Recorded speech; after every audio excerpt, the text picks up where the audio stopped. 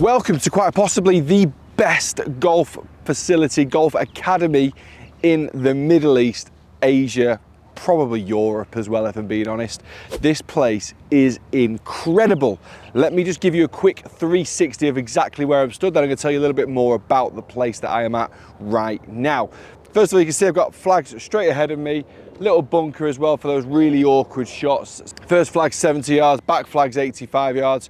And if you just pan around, you can see the beautifully manicured fairway up to the next green, which is around about 140 yards away. And in the background, you'll also be able to make out the incredible Golf Academy facility. It's a DP World Golf Performance Centre, but this is also the Tommy Fleetwood Academy. Tommy's been here now for 1 year and he has transformed this place. If you knew me before this video, you may also know that I used to coach here for 5 years and I have never seen this place looking better. Not only is it amazing for an academy to have such an impressive figurehead like Tommy Fleetwood, who this year was part of that winning Ryder Cup team in Rome, he massively gets involved with the pros, with the members, with the coaches, with the juniors that come down as well here. So it's an amazing environment to kind of walk into, which, like I said, he has just transformed this place. So Tommy, well done to you. He's also been going around a lot of local schools and giving some free golf lessons away and introducing the game to the masses out here in Dubai. So Tommy, you're a legend. Well done. Awesome. Congratulations on a fantastic facility. Today's video, we're going to be putting that facility to the test a little bit with my pitching. We're going to be talking about clock face drills. Okay, so really important part of the game, that inside of 100 yards. And what I'm going to get you to do, I'm going to grab a 56 degree or grab a sand wedge or grab a lob wedge. But what I want you to try and do, you can hit 5 balls with each swing, and you're going to be able to then determine your yardages for your clock face swings. Now, a lot of the time, even in today's conditions, I'm hitting slightly downhill and slightly downwind. So my yardages are not going to be for every situation, because I'm not going to have, I could be hitting uphill into wind next time. So there is a degree of trying to figure out what you need to do around these kind of set yardages that you do give yourself.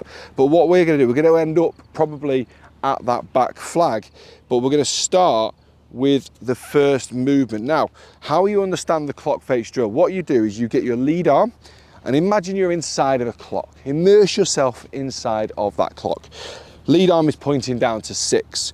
We're going to swing it to 8, to 9, to 10.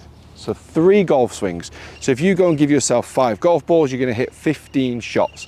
And you're going to be able to get a bit of an understanding of the 3 distances that you do. So if I hit, for the purpose of the video, I'm going to hit 2 with each. So we're going to go 1. So I start to get a bit of an understanding of how far that's going. The front flag on the green is 70 yards. So obviously, as you can see, I'm not reaching that, but both golf balls landed at a similar place, maybe a couple of degrees in between. And if you've got a range finder, so I'm going to be whipping out the old Pro L2 from ShotScope. I'm just going to zap in between those 2 golf balls, and I get 30 yards. So I know that my 56 degree at 8 o'clock goes 30 yards. Next one up is the 9 o'clock swing. And you start to see a bit of a jump in distances because of the length of swing, because of the use of the wrist as well. That's a new component within the swing that wasn't really prominent in the 8 o'clock swing. But also as the swing goes longer, it naturally gets a little bit faster as well. So we're going to just get a feel now for the 9 o'clock swing. See a little bit more of a divot. Okay, so that's a good indication for me. I know that flag is 70 yards. Okay, so I've just about come short. So that's a 65 yard shot. 9 o'clock swing with a 56 degree. That one landed on the front edge of the green. So yeah, 65 yard carry is the 9 o'clock swing. I go up to my 10 o'clock swing, and what I'm trying to do here, I'm going to try and keep the same tempo. Now, as I mentioned, your speed is going to increase but your tempo is going to try and remain the same. And what I mean for the difference there is the way I'm starting to kind of utilize my body and move my body. I'm still making sure, even on that 8 o'clock swing, you still saw some hip turn, you still saw some, like, you still got the core moving, you still got the upper body moving, the rotation from the shoulders as well. So this is just going to be an extended version of that. I'm not going to swing it at full speed, I'm going to keep the same tempo.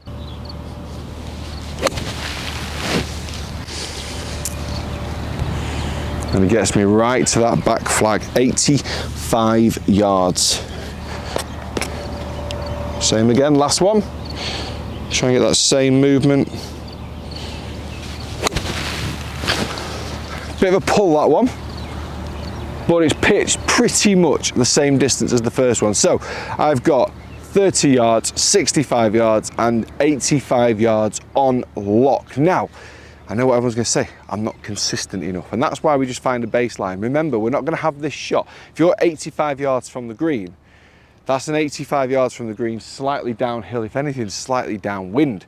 So if I'm now hitting uphill into wind, I would not be using that shot because it won't go 85 yards in those conditions. But what it's doing is giving you a baseline, it's giving you an approximation, an understanding of what your swing does.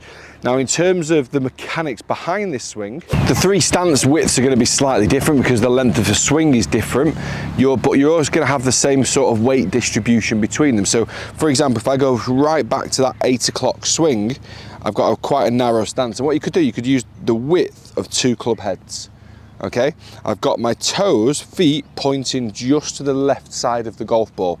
I'm going to have a little bit of weight into my left side as well, so I've got a little bit more pressure going down my lead side. I'm going to try and still make sure that I get my rotation back. You can see my hips are still rotated back as my chest is rotated, and then I was just able to get into a nice movement. Again, that golf ball's finished pretty much in the same position as the previous 2, but I'm able to use my whole body, utilize the whole body, move everything together. And if we start utilizing the core better, we're going to find it a lot easier to be consistent with the ball striking, and that's how you know you're going to start to get better distance. If I start to move now into the longer shot, so if I go into the 9 o'clock shot, I want to go maybe 3 club head widths this time. Weight's still going to be on my left side. You still see I've got my front foot flared out because I really want to be able to extend up through that lead side as I rotate. Longer swing. 65, go on, be the one. Oh yes. Look at that extension up through. Even though it's only a 9 o'clock swing, it's a bigger finish position and more rotated and up around through my posture. Same again, 3 club head widths with my stance, push my left hip over my left foot, so get my weight into my lead side, more pressure into that side. 9 o'clock swing, real pure strike again. 65 on the button, guys, 65 on the nose. So now we're going to that more longer swing, that 10 o'clock swing. So again, I'm going to keep the same width stance as my 9 o'clock swing. I'm just going to feel like my shoulder just starts to get under my chin. I don't want to try and allow my wrist to move too much here. The way I like to feel like it's like I feel like it's a body swing. That's the way I tell myself. It's not a golf swing. It's not all my arms and my wrists moving around too much. I feel like I'm keeping the connection within my body. I'm keeping the connection between my arms, my upper body and my chest. And I'm just making a nice kind of rotated movement through there. I got a nice high follow through position, pretty much bang on 85 yards, guys. I've learned a few things within this video myself, and I hope you have too. Massive thank you to the Tommy Fleetwood Academy for having me down here. Jumeirah Golf Estates as well, the home of the DP World Tour Championship. What a place, what a venue, what a golf course, what an academy, what a time to be alive. Guys, thanks very much for watching. Hit the like, hit the subscribe. I'll see you next time.